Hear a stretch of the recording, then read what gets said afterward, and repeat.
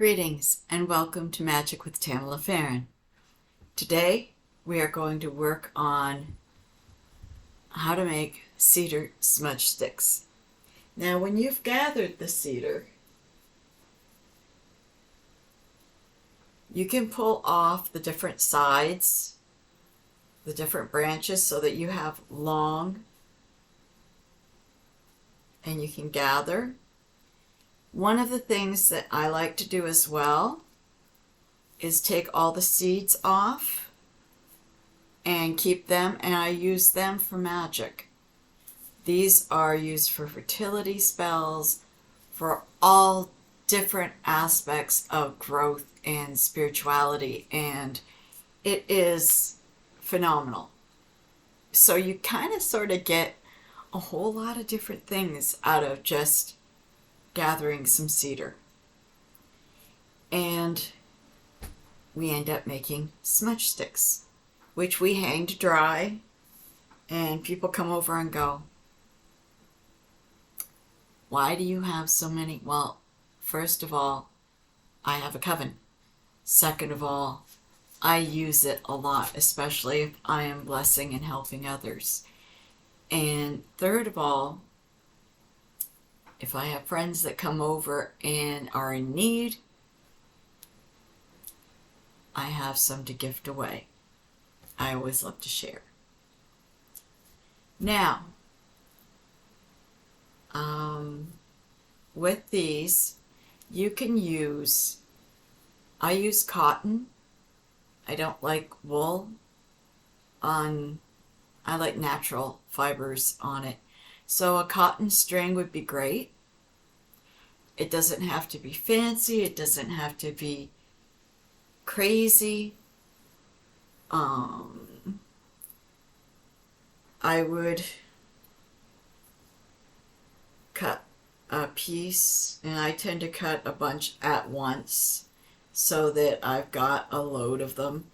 Twice this size. I've got it folded. Twice this size, and at the end with the loop you make a knot about that far from the end so you have a nice loop to hang. Now with cedar, you can use it for so many different things. You can use it for clarity, you can use it for cleansing, you can use it for opening up passageways, doorways. In other words, you're stuck and blocked in a position that you don't know how to go forward. You use some cedar through meditation or through guidance, through ritual, and it will open up the doorways for you. Cedar is really good for cleansing spaces and clearing out the negative. So like with white sage tends to gear towards the spirit world and through energy of the spirit. Cedar tends to go for the negative energies that surround a person or surround a home. And what do I mean by negative energies? I mean vibes. I mean somebody that's constantly angry, constantly upset, constantly at war with themselves, and you live with this person. You want that cleared from your home. Not the person per se, the energy of it. So that this person will have a more peaceful energy and focus and filter and work through whatever they're going through. This helps them. It's also really wonderful to have in bonfires. It, one, not only gets rid of mosquitoes, but it also purifies the air so that those sitting around the bonfire feel peaceful, more so than when you stare off into a meditation of flames that everybody does. I know I do. I find meditation such a peaceful and warming situation where you can just transform into and feel part of. And when you are doing that, whether it's watching the river flow, or it's watching a bonfire, or it's watching the clouds go past in the sky, it's a natural meditation that connects you to all that is around you. And Cedar can transform and help bring that to a different level, a more peaceful level. And especially if you've got a bunch of people gathered around, they have everyday issues, they have anxieties, everybody has problems. But what this does is takes that away a little bit. It doesn't clear it. That's something you've got to do. What it does is give you a more peaceful feeling while you're sitting there so that you can actually work through something. You can help yourself deal with it. Now, like I said, you gather some and you make sure they're all the same way so that the tips of the branch are all gathered at the top. And you just put them all together.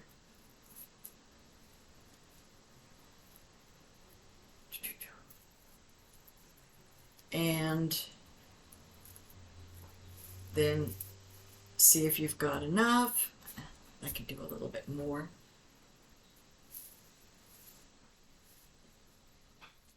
And I don't like to be stingy with my cedar. I like to have a big enough one so that it can be used a couple of times, not just once. I know some of these people make little itty bitty smudge sticks and they last one ritual and they cost $28. It's ridiculous. It's absolutely ridiculous. So what you do is you take this, and this is the end with the loop, and you tie the tips together. It's really simple and it works. I'll show you how to trim it down when it's done too. Because you can take all the trimmings that you use or the excess like this that break off, and you can use them in your poppets, in your mojo bags, whatever you feel good about. Okay, so now you've got a nice big bunch. And you put your loop up here so it's out of the way. And you've got 2 strands. 1, 2. Take one and you wind it one way. You take the other one, you wind it the other way. Then you cross them and you bring it back. And a lot of people do this. I do it with my kids. It becomes a family project. It's been a family thing for years. So I've got pictures of me doing this from time the kids were really little to the time they were grown adults. And my daughter and I and my son are going to be doing a bunch more, and I believe my son's lady is even going to be joining us. So that's going to be fun. And you just keep winding and you just keep winding until you get down to the bottom.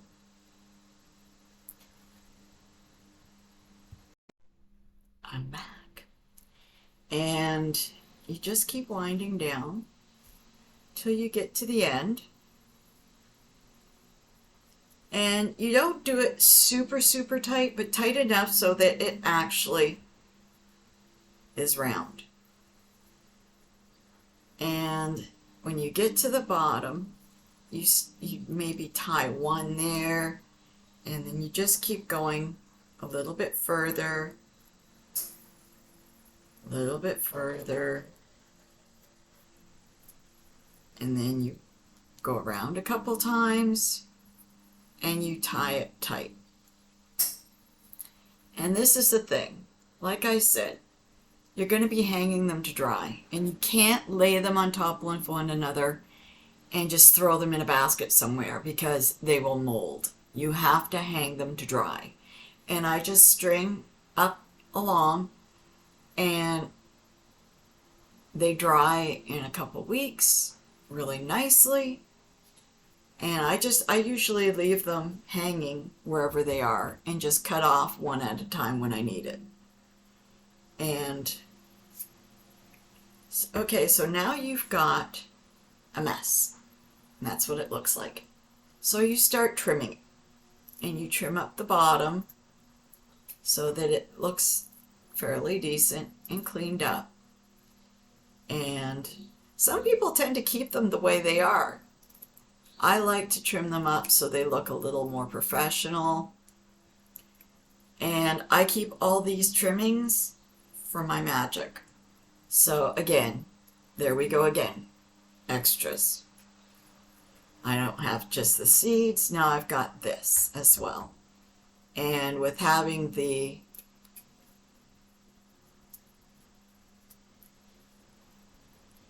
what do you call it?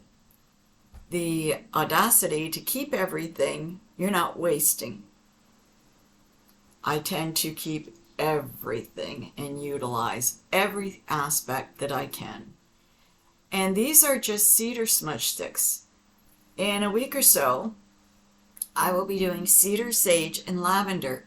And I'll do a video on those too and show you how to make those, because they're a lot of fun too. And you can even put rose in those. Some people put mugwort. You can do just about anything like that and enjoy. Now at the end here, make sure you've got your loop pulled down so you don't cut it. One of the things that I also like doing is cleaning up the bottom. And those little sticks, again, you can utilize them in your magic. It's cedar. So you can put that in incense that you make, homemade incense.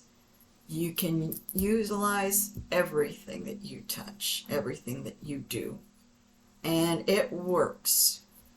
So once you've got them, you can hang them all to dry, and voila, you have enough bounty. If you're smart about it, you'll have enough to do you till next summer. You gather, you make, and you save. One of these, this size in a store, is going to be well over 20 bucks. Can you believe it? And it takes 5 minutes or less to make one. And if you make a bunch of them, you can either trade them, sell them, you can gift them out, and you can utilize them in your own work. So you have a bounty of what you need.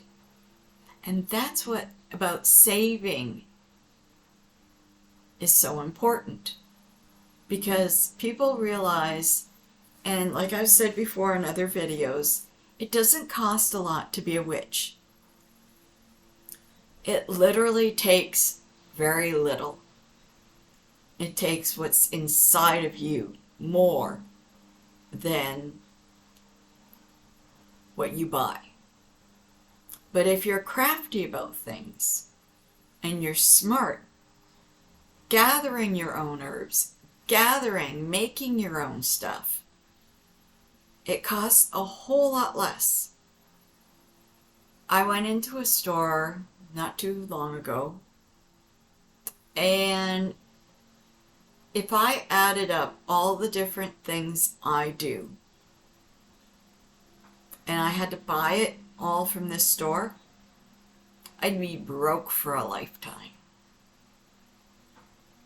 And yet, my house is one of the most bountiful for craft, for magic that I know.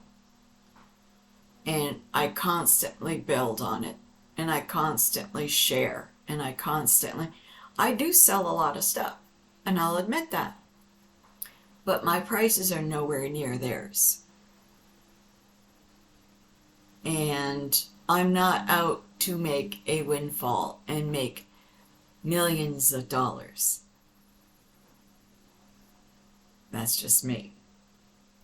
But I am out to help my community, my family, my friends, my brothers and sisters of the craft.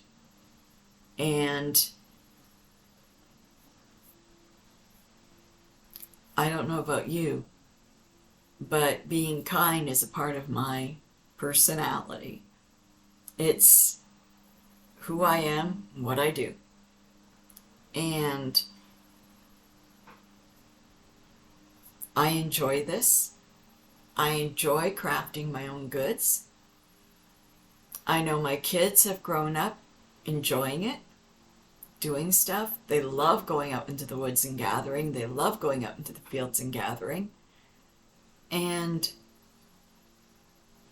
it's fun when you gather with friends. It's fun when you walk into your home and your house smells of nature and you've got bundles of herbs everywhere hanging, drying. It's a real connection, and it feels really good. Within you, it feels really, really good.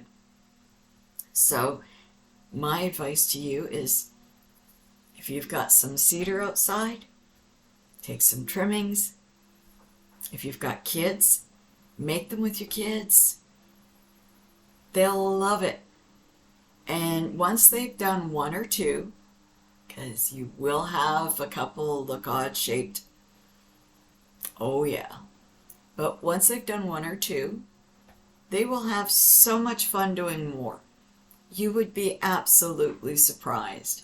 My kids drank tea. My kids made smudge sticks. My kids did dream pillows. My kids did all sorts of magical things. And every time we went for a walk, they would gather shells or stones or... My son to this day still, we go for a walk, it doesn't matter where. If he sees a stick on the ground, he picks it up. Last night, he thought there was a stick on somebody's yard. And he went, ooh! Went to go pick it up to realize it was a broken bamboo where you attach a vine to for like tomatoes and stuff.